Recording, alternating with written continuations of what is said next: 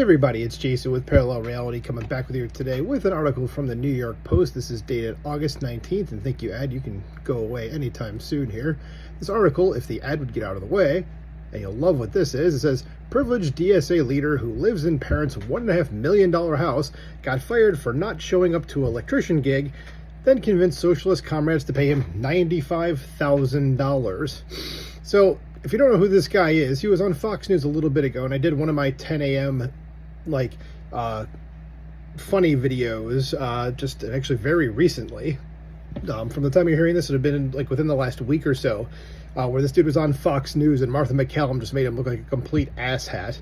And I'd recommend going and watching my video just so you could see what he said. I don't really care if you find the video funny or not, because it's like the whole interview, and the guy's just, it's this dude right here. He's just... To call him retarded is an insult to actual retards.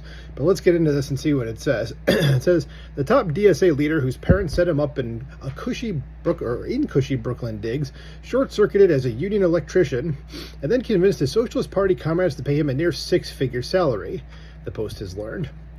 Former Yale University liberal arts student, so that should be, part of the problem there.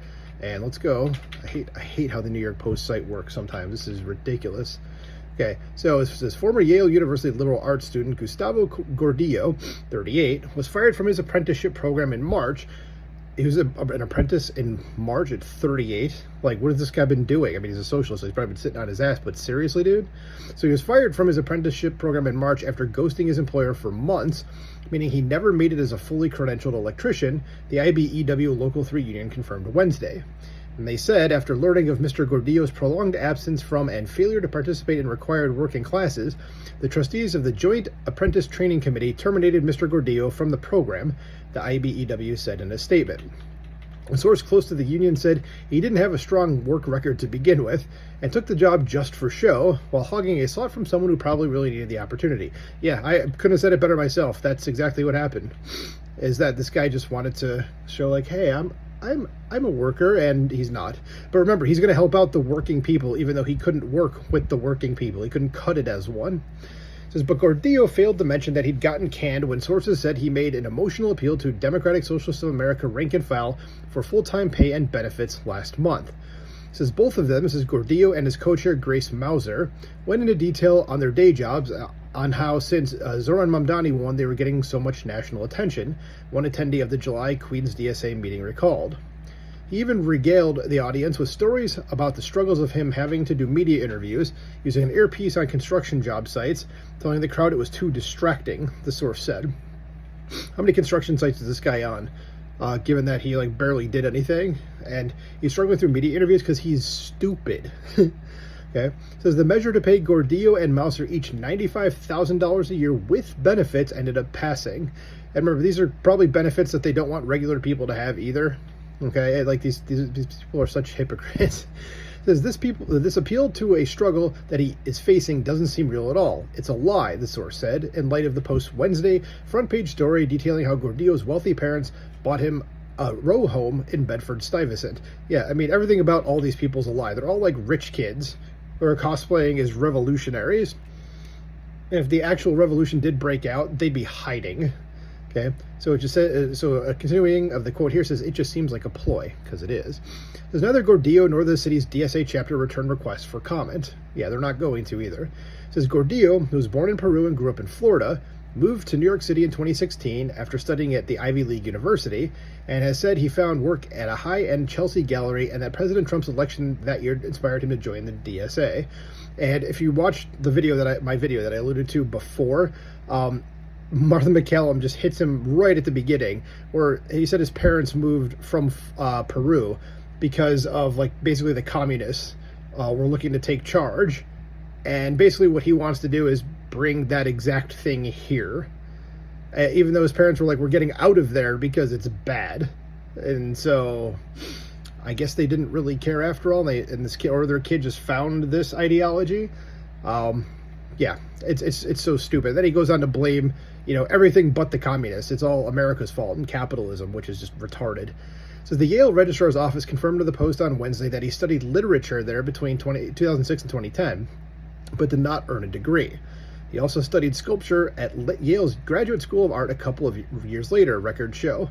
So if he didn't earn a degree, how did he get into, wait a minute, the graduate school? Am I missing something there? This Gordillo's dad admitted Tuesday that he's paid his son's $2,600 a month rent on the Lower East Side through a dummy corporation, Choquito LLC, until 2019. Aw, how nice a dad. Says his parents then purchased the two-story, nearly 2,000-foot square foot row home on a gentrifying, tree-lined block in Bed-Stuy for him and his brother for just under $1 million in 2019 through the same LLC. The socialist became a member of the Local 3 union in April 2024, but stopped showing up to work around the time fellow DSA member Mayor Zoran Mamdani was elected in November 2025, according to the union. Like, why did he think he could just stop working? So he was there for a year and a half, okay, slightly longer than that, but then just stopped showing up for work. There's a social media profile on X, where his handle is @UnionGustavo, still described him as a New York DSA co-chair union electrician as of Wednesday. So from the time you're hearing this would have been like, just a few days ago, Wednesday. It says one DSA source scoffed at the far-left nonprofit group deciding to pay its co-chairs a cushy salary to spread their socialist gospel. Says none of these people are ready for prime time, the source said, mocking Gordillo's recent appearance on Fox News as a train wreck, which it was, and that's the interview that I'm alluding to. Says folks were openly complaining about the interview, the source said. Says federal nonprofit paperwork shows that the New York City DSA did not pay its co-chairs previously, with Mouser and Gordillo receiving zero money in exchange for 5 hours a week of work in 2025. Oh dear God, 5 hours a week. Oh no. Says none of the leaders that year collected a salary. I truly do wonder what changed there. Says the resolution states that the co-chairs will have to raise 15% of their salary. They will be responsible for pushing the New York DSA agenda and presenting it to the city and state government and promote the group's endorsed slate of political candidates. Meanwhile, renovations continued Wednesday at Gordillo's house, where workers have been redoing the interior, the entire front facade, and adding 2 decks on the roof. Says, I think it's really counter to everything that he's supposed to represent, said one neighbor, Kristen Singleton Ferrari, who's 59 years old. Yeah, it is. Again, these people who say they're going to help the working class are not working class people. They don't know what the working class actually goes through. Okay? They use the working class to try to implement their agenda. Okay? And beyond that, they don't care about you. Any of these, communist countries that talk about the working class where they've taken over, where has the working class actually been helped? Okay, it hasn't happened, like literally never, okay? So finishing this off, it says, it seems more and more expensive to live in the neighborhood, she added. That's the lady we just mentioned before. It says another neighbor had nothing but praise for the Florida transplant. It says, Gustavo, he's a really nice guy. He's quiet. He gave us all free stuff. So that must make him a nice guy, as he just gives you free stuff. Mean people can give you free stuff too. But in any case, like, this is just ridiculous. That this dude, we'll just leave it right here. This dude basically is everything he claims to be, against, I guess you will. And he's lazy. And it's the same story with all these DSA people. They're lazy, they're stupid. Excuse me, got the hiccups there all of a sudden. They just reject these people. That's all I'm going to say, okay? I'm kind of tripping over my own words now, so I'll let you guys decide what you want to say about this. But yeah, there you go. This is the guy that is the co-chair, okay, of a supposedly major political group now. So there you go. Let me know what you think about this in the comments below. Please like, share, and subscribe, and I'll talk to you soon. Bye.